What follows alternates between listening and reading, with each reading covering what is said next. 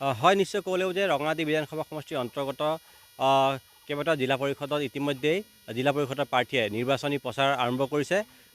মই বৰ্তমান উপস্থিত আছোঁ শিঙৰা জিলা পৰিষদৰ অন্তৰ্গত গাঁৱত উপস্থিত আছোঁ আৰু ইয়াত এগৰাকী নিৰ্দলীয় প্ৰাৰ্থীয়ে এক খলকনি সৃষ্টি কৰিছে, কিয়নো শাসকীয় দল আৰু কংগ্ৰেছ দলৰ মাজৰ যি দুগৰাকী প্ৰাৰ্থী তেওঁলোকৰ মাজত ব্যাপক খলকনি সৃষ্টি কৰিবলৈ সক্ষম হৈছে।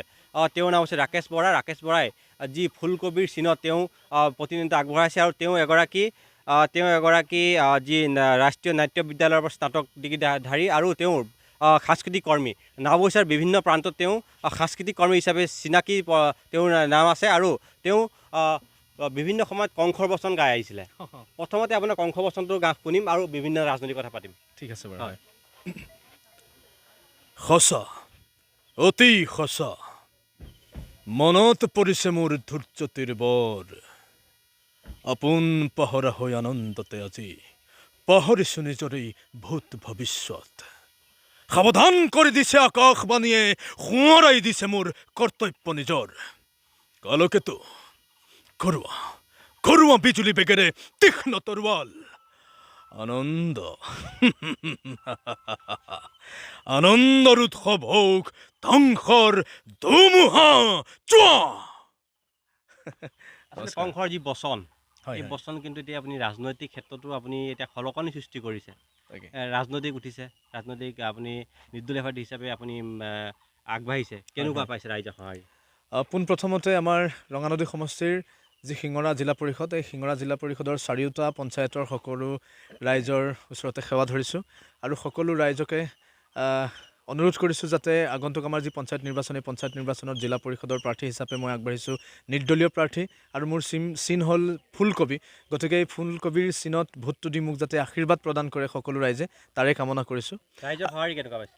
ৰাইজৰ সঁহাৰি খুবেই সুন্দৰ, খুবেই ভাল আৰু চাৰিওটা পঞ্চায়ততে সকলো ৰাইজে সুন্দৰভাৱেৰে সঁহাৰি জনাইছে আৰু প্ৰতিগৰাকী ব্যক্তিয়ে আশীৰ্বাদ প্ৰদান কৰিছে আৰু সেইটো মই ভাবোঁ মই সাহস কৰিছোঁ আৰু এই সাহসক আমাৰ সকলো ৰাইজে আশীৰ্বাদ প্ৰদান কৰি সাহস দিছে আৰু মই ভাবোঁ যে আগন্তুক যি নিৰ্বাচন, এই নিৰ্বাচনত সততাৰ জয় হ'ব আৰু সাহসৰ জয় হ'ব আৰু বিশ্বাসেই আমাৰ পৰম ধৰ্ম হ'ব। হয়, মই আপোনাক জানো কেনেকুৱা কি দেখিছে?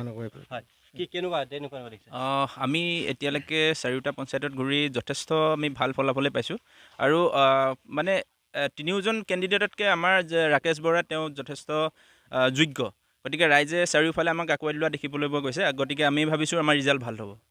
মই আৰু আছে তেওঁলোকক জানিম যে কেনেকুৱা দেখিছে, অকণমান যদি এফালে আহে। খুব ভাল। আমি ঘৰে ঘৰে গৈ প্ৰচাৰ কৰিছোঁ। ৰাকেশ দা এজন খুব ভাল ল'ৰা, সহজ সৰল ল'ৰা।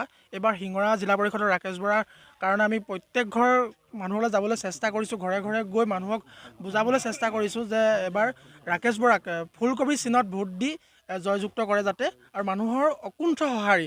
আপুনি বিভিন্ন আমাৰ যিটো শিঙৰা জিলা পৰিষদৰ যিকেইটা পঞ্চায়ত পৰিছে, আপুনি সেই পঞ্চায়তসমূহলৈ যাব পাৰে, মানুহক সুধিব পাৰে যে তেওঁলোকে বহুত সঁহাৰি জনাইছে আমাক।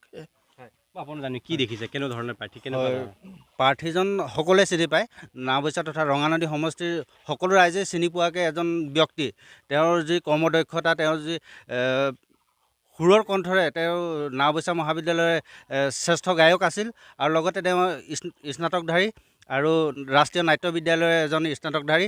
তেওঁ নাটক কৰাৰ লগতে বিভিন্ন মঞ্চত গান গায়ো আহিছে। সমাজৰ মানুহে সকলোৱে চিনি পায়। ৰাস ভাওনা আদি সকলোতে সমাহাৰ সৃষ্টি কৰিছে। হয়, মই আপোনাক অকণমান যদি গান এটা যদি গুণগুণাই ভাল লাগিব। ঠিক আছে, বিহু এটা ক'লে গাই দিওঁ। নৈৰে সিপাৰে কোনে জুই জ্বলালে ঐ ওপৰে উৰিলে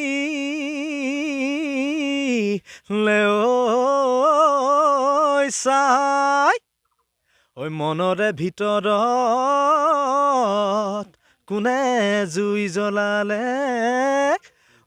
নুমাওতা কোনো যে নাই। হয়, এনেদৰেই ৰাকেশ বৰাই এনেদৰে গাঁৱে গাঁৱে যি বিহু গান গাই তেওঁ প্ৰচাৰ চলাইছে আৰু কংসৰ বচন গাই তেওঁ প্ৰচাৰ চলাইছে। এনেদৰে নাওবৈচাৰ যি শিঙৰা জিলা পৰিষদত তেওঁ এনেদৰেই গাঁৱে গাঁৱে সোমাই এনেদৰে প্ৰচাৰ অভিযান তুংগত কৰি তুলিছে। হয়।